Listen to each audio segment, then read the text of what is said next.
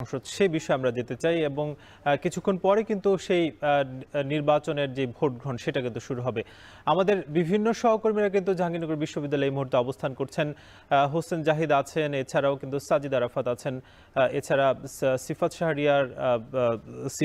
শাহরিয়ার এবং ওমর ফারুক এবং হাসিব বিল্লাহ কিন্তু আছেন এবং হুমায়ুন কবির সেখানে যুক্ত আছেন। আমরা তাদের সঙ্গে যুক্ত হব, তবে শুরুতে একটু যেতে চাই যে হোসেন জাহিদের কাছে।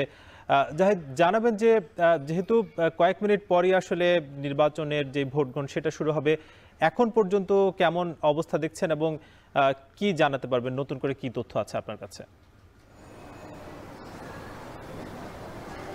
সাকিব, আর 4.5 মিনিট পরে মূলত ভোট গ্রহণ শুরু হবে। আমরা এই মুহূর্তে 10টি যে প্রমিলা হল, সেই প্রমিলা হলের একটি কবি সুফিয়া কামাল হল, সেখানে অবস্থান করছি এবং এই ভোট কেন্দ্রের আবহটা কেমন আপনাকে একটু ঘুরিয়ে দেখাতে চাই।